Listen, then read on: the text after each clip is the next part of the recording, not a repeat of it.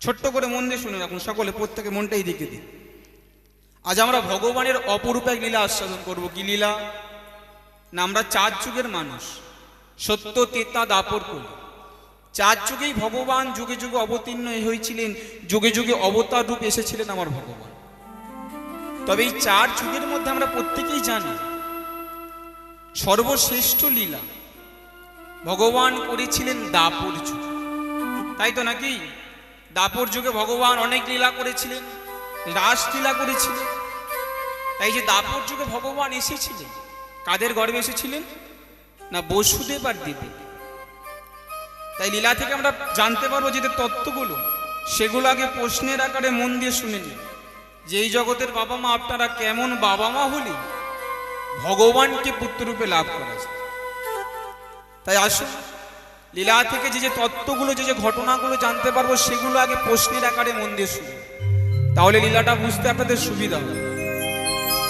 আমরা এই লীলা থেকে প্রথমত জানব যে ভগবানের পিতামাতা বসুদেব দেবকী, এই বসুদেব দেবকী এদের পুণ্যটা কেমন ছিল, কেমন পুণ্য এরা করেছিল যে ভগবানকে পুত্ররূপে পেল। কেননা ভগবানকে পুত্ররূপে পাওয়া তো আর 4টিখানি কথা না। তাই এই বসুদেব দেবকী পূর্বজন্মে কে ছিল, বা এই বসুদেব দেবকীর কোথায় সৃষ্টি হয়েছিল এদের প্রথম জন্ম, এই লীলা থেকে আমরা এটা প্রথমত জানব। দ্বিতীয়ত কি জানব না, দ্বিতীয়ত আমরা জানব, আমরা দেখেছি কংসের কারাগারের মধ্যে বসুদেব দেবকীর গর্ভে কটা সন্তান হয়েছিল? 8টা সন্তান। হরিবল হরিবল, 2টো নয়, 8টা সন্তান। 8টা সন্তানের মধ্যে 2টো সন্তানের নাম আমরা প্রত্যেকেই জানি। সপ্তম গর্ভে দাদা বলরাম, আর অষ্টম গর্ভে ভগবান শ্রীকৃষ্ণ। তাই 2 ভাইয়ের নাম আমরা প্রত্যেকেই জানি, কিন্তু কৃষ্ণ বলরাম ছাড়া আর যে 6টা ভাই ওই অন্ধকার কারাগারের মধ্যে এসেছিল তার নাম কিন্তু আমরা অনেকেই জানি না। সেই 6টা ভাই কে, কি তাদের পরিচয়? এবং আমরা প্রত্যেকেই দেখেছি 6টা ভাই জন্মের পরেই মৃত্যুবরণ করেছিল দুরাচারী কংসের হাতে। তাহলে প্রশ্ন হলো, সম্পর্কে ভগবানের দাদা হয়েও কি এমন অপরাধ করলো এরা? কোন অপরাধের ফলে জন্মের পরেই মৃত্যুবরণ করতে হলো? কেননা আমরা প্রত্যেকেই জানি জন্মগত শিশুর কোনো অপরাধ থাকে না, কোনো পাপ থাকে। তাহলে পূর্বজন্মেরা পাপ করেছে। তাই পূর্বজন্মেরা কারা ছিল, এদের পরিচয়টা কি ছিল, এই লীলা থেকে আমরা এটা দ্বিতীয়ত জানব। দ্বিতীয়ত কি জানবো, খুব মন দিয়ে শুনবো। এই জগতে যদি কেউ মারা যায়, সে কি আর ফিরে আসে? আসে না। কিন্তু এই 6টা মৃতপুত্র কারাগারের মধ্যে মারা যাওয়ার পরেও এই 6টা মৃতপুত্রকে একবার কাছে পেয়েছিল বসুদেব দেবকী। তবে এই 6টা পুত্রকে ফিরে পাওয়ার জন্যে বসুদেব দেবকীকে কারাগারের মধ্যে এক যজ্ঞ করতে হয়েছে। কেমন যজ্ঞ?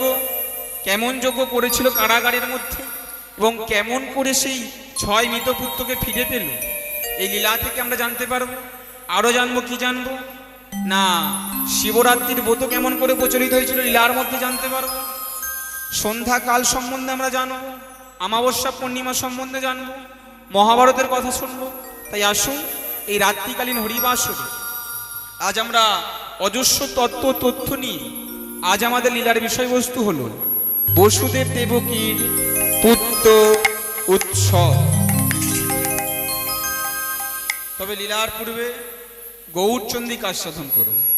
হে ভক্তমণ্ডলী, যে কোনো লীলার পূর্বে আমাদের গৌরচন্দ্রিকা আস্বাদন করতে হয়। কেন না, সহজ করে বলতে গেলে আমরা যেমন কোনো শুভ কাজে যাবার পূর্বে আমাদের যে বাড়ির পিতামাতা থাকে বা বাড়িতে যিনি পূজিত দেবদেবী থাকে তার চরণে আমরা প্রণাম নিবেদন করে যাই, কারণ তার আশীর্বাদ সঙ্গে করে নিয়ে গেলে আমরা যে কাজটায় যাচ্ছি সেই কাজটা সফল হবে। তদ্রূপ হরিনাম সংকীর্তন আমরা আস্বাদন করব। আর এই হরিনামের যিনি পিতা, যাকে বলা হলো সংকীর্তনৈক পিতর, অর্থাৎ আমার শচীন নন্দন গৌর হরি, তার কৃপা ছাড়া, তার করুণা ছাড়া লীলা শোনার কোনো সার্থকতা থাকে না। তাই সর্বপ্রথম গৌরচন্দ্রিকা আস্বাদন করব ছোট করি, তারপরে লীলার মধ্যে প্রবেশ করব। তাই গৌরচন্দ্রিকার পূর্বে সকলে 2 বাহু তুলে নিতাই গৌর কৃষ্ণ প্রেমানন্দে হরি হরি বল।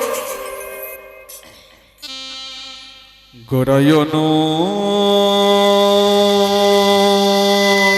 দাগি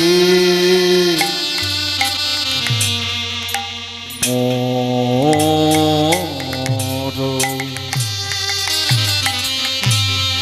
গোরায়ন রাগে মোর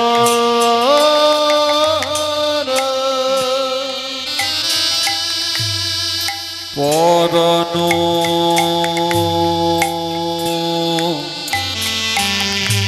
বিদরে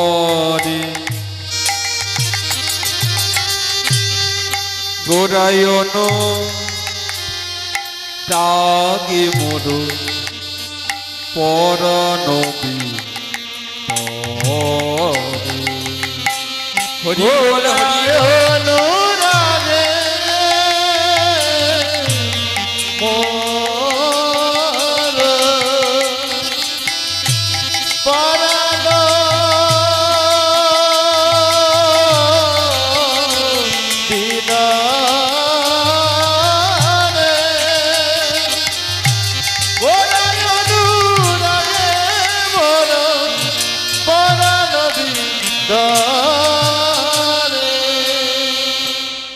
নিরবধি এই আখি নিজ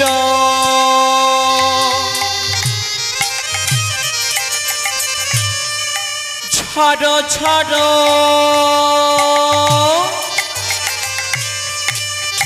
ঝড় ঝড় ছাড়ে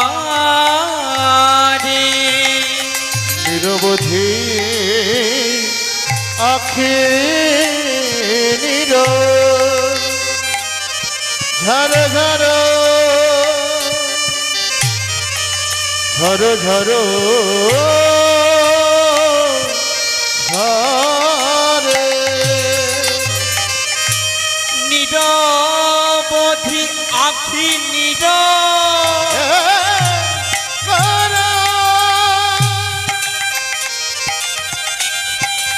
ও যে নদিয়া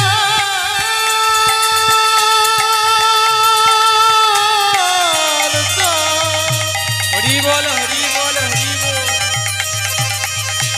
সচিমাতার নয়নের তারা বিষ্ণু পিয়ার প্রাণ ভালো আমার প্রাণে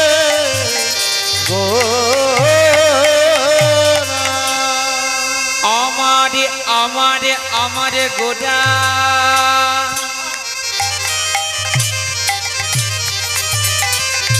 আমারে গোটা এসেছিলেন এই কলিযুগে নদিয়ায় নদিয়ায় ভগবানের রূপে এই কলির জীবকে উদ্ধার করার জন্য আমার ভগবান এসেছিলেন।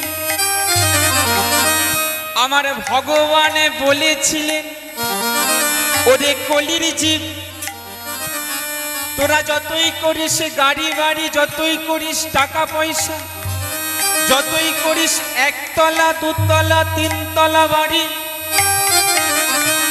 একদিনই সমস্ত তলা ফেলে তোদের নেমে আসতে হবে নিচের তলা। সেই নিচের তলায় যখন তোরা নেমে আসবি, ওই শেষের দিনে কেউ জাগারে নাই যাক, একজনের সঙ্গে যাবে, হরি বলে ধনির সঙ্গে যাবে, তাই তো?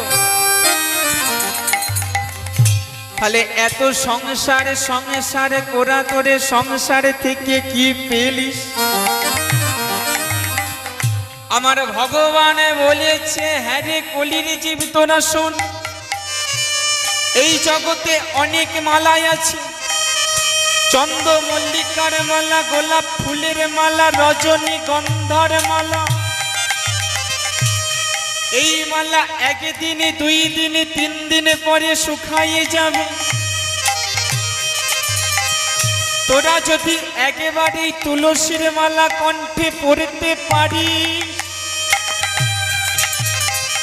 এই তুলসী কাষ্টের মালা তোদের কোনোদিনও শুকাবে না। হরি বল হরি বল হরি। অনেকে সাধনা করে পেলেন আপনারা সাধের মানবে জনম, সবার ভক্তে হয় নাই হরি বলা বদনে পাওয়া। এই হরি বলা বদনে পেয়ে যখন একেবারে হরিবাসনে এসেছে, একেবারে আমার সঙ্গে বলা যাবে কি? বলা যাবে? তিনি দুই বাহু তুলে সকলেই আমার সঙ্গে বলুন, নিতাই গৌরে হরি বল হরি বল।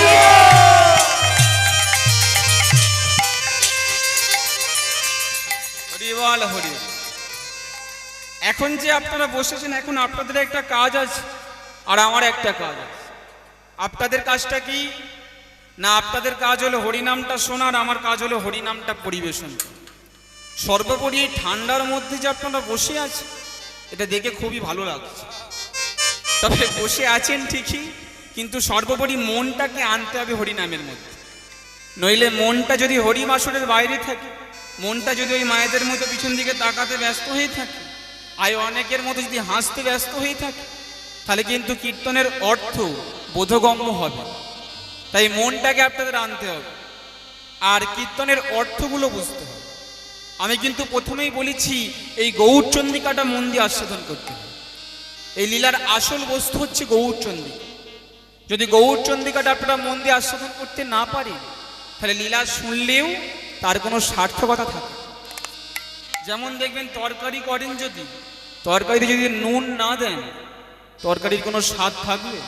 হ্যাঁ, স্বাদ থাকবে না। তদ্রূপ গৌরচন্দ্রিকাটা না মন দিয়ে শুনলে, লীলা শুনলেও আপনারা কোনো পুণ্য অর্জন করতে পারবেন। তাই গৌরচন্দ্রিকাটা মন দিয়ে আস্বাদন করুন। কি শুনলাম পদ্মার মধ্যে? না, এই পদ্মা লিখেছিলেন বৈষ্ণবকবি বাসুদেব ঘোষ। কত সুন্দর লিখলেন দেখুন। গোড়ায় অনুরাগে মোর পরাণ বিদরে, নিরবধি আখি নির ঝড়ো ঝড়ো ঝড়ো। অর্থাৎ গৌরাঙ্গ মহাপ্রভুর অভাবে তার পরাণ কাঁদছে। এই যে বলুন না, আপনাদের পরাণ কাঁদে কখনো? কখনো পরাণ কেঁদেছে আমার ভগবানের জন্য? অনেকেই বলবেন হ্যাঁ, আমি বলবো না। অনেক মা হরিবাসরে কাঁদে ঠিকই, কিন্তু ভগবানকে ভালোবেসে অনেকে কাঁদে না।